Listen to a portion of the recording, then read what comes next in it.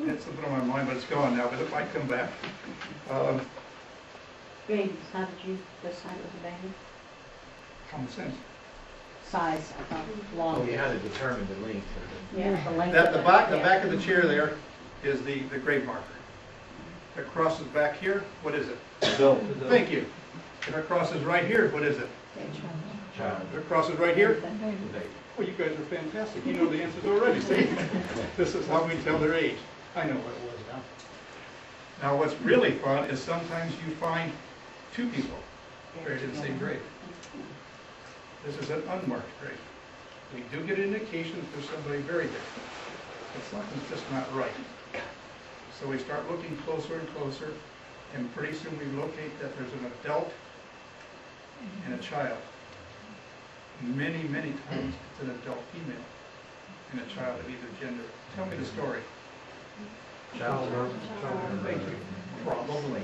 It's not on the marker, but that's probably what happened. And you've learned something about that unmarked grave already. It's sometimes it's exciting what you find. Now, sometimes I get a big head. I was down in Mississippi walking through this graveyard, and the cemetery section came over. Now, he's a rather large fellow. He said, "What are you doing?" I said, "I'm just practicing or just, looking around." He said, "Would you come over to this spot over here? There's about half an acre." He says, "Tell me if there's anybody buried in there." And I went around and I said, "No, there's nobody buried." He says, "That's what I thought." He says, "We're going to use this for burial sites." He said, "By the way, come over here and tell me what's buried here." And I doused it and I said, "Well, there's a male child there." He says, "No, that's a dog." Now, he set me up on that, is what he did. Was he a male dog? Thank you. That's exactly. It was a male dog. I can't tell what it is, but I know something's in it, and I can tell you the gender. You can do the same thing. It just takes practice. But sometimes you run across some pretty revealing things by walking through a cemetery. I'm going to tell a story about my wife. We like to take walks in the evening, and we usually go in a park. I said, "Let's go in the cemetery this time." She looked at me, she said, "I don't want you messing around in this cemetery. We're going to walk right on through it." Guess who was the worst offender? She was. About every 20 steps, "Oh, I know that person right there. Oh, my golly, I know the story about this one." It's just fun to walk through a cemetery and see what's there. My father-in-law and I work together. He is 90 plus. I have to be the one to say quit because he'll work me under the table. He's come from that age. But he loves to work in a cemetery. He's been my right arm. We just work like a machine. So one day we're working in this cemetery. By the way, we cut 170 trees out of the cemetery before we could even start. There might be some pictures of it back there in the back of the room. But we cut 170 trees. He and I and the grandkids and some other little kids that we hired that wanted some extra bucks before we could even start. While we were cleaning it up, I took my trusty probe, stuck it in the ground, and it went clink. Now, most things when you hit in the ground don't go clink. That's all I saw sticking out of the ground. It looked like a top of a post, didn't it? But when I dug it up, I found a treasure. I mean, I was elated about it. Not only did it tell me a little bit about this particular grave marker, that this person was from the Civil War era. It had the letters G-A-R written on it. Who knows what it means? Good. Tell me about it. It's organizations like the VFW is nowadays. Good. Armed Republic. This was founded right after the Civil War, specifically for Civil War veterans.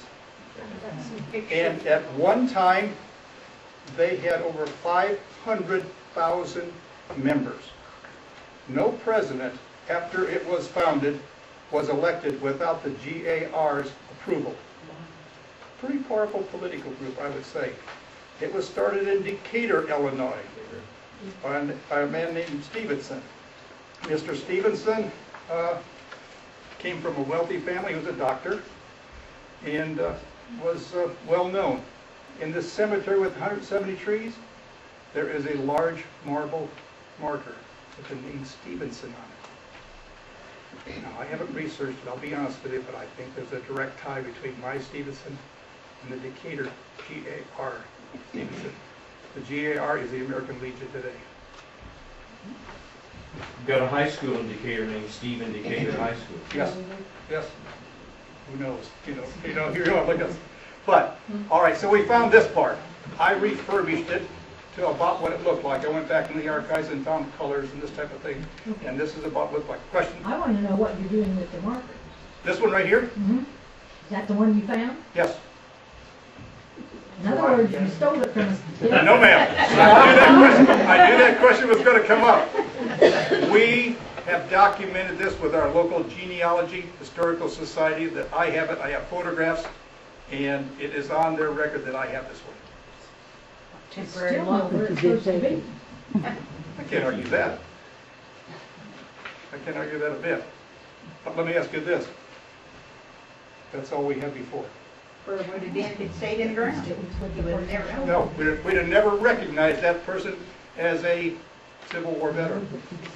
There are flags there. There are the round markers today. The American Legion marker. But I know what you're saying, but I have to show you this, what you might find. Now, let me finish the rest of the story, right? I was just playing around one day in that same area. Clink. I found some more parts of the puzzle. Right here. It was the remainder of this. Now there's a little point on the bottom, we don't have it anymore. We couldn't locate that. But we do have the complete marker. And so it'll go back up in this person's location. I'm sorry if I offended you on this, but I have to tell you what to look for. I have no other way of, these are not available anymore. That is not your personal property. No, no. No, it's on personal loan. Yeah, I don't, this is not mine. It's taken long to show people. In fact, it's noted right up here, you know the story about it. Unmarked graves. Many, many times the stone has fallen and it's either underground, and we try to find it. Once the wires cross, we know that's about the area. We take a little device like this called a probe. There's a larger one back there that'll let people use. This is my personal one because it's a little bit thinner. We start locating until we can find the stone. We dig it up with non-metal items. Plastic, fiberglass, garden trowels. Good example. Once you put a scratch on a stone, it'll probably never come off. That's all. So when you remove a stone from the ground, be very, very careful, very cautious, because more than likely it's probably damp, it's fragile. Take it out with a lot of respect and care.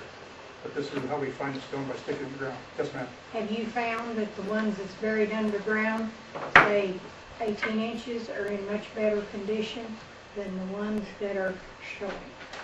Yes, absolutely. They do not deteriorate underground. Once they're underground, they're protected from the, the atmosphere, the elements.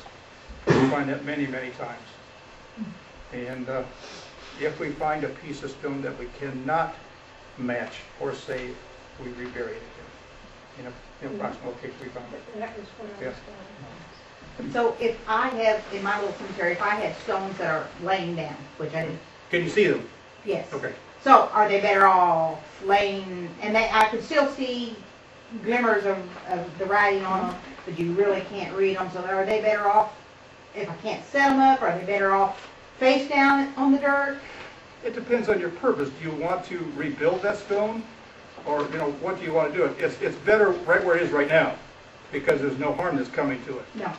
It's being protected by the Well, if earth around it's it. face up, if it's Yeah. word up, then if you don't think it's going to hurt it any more than Yeah. after all these years, then what it is. Anything that's exposed to the element, it's going to deteriorate. And I'm not saying, And I know there's others in there, Yeah. probably all the way underground. and I'm not saying covered up, because then it is gone then from sight. But if someone can see it, they can repair it.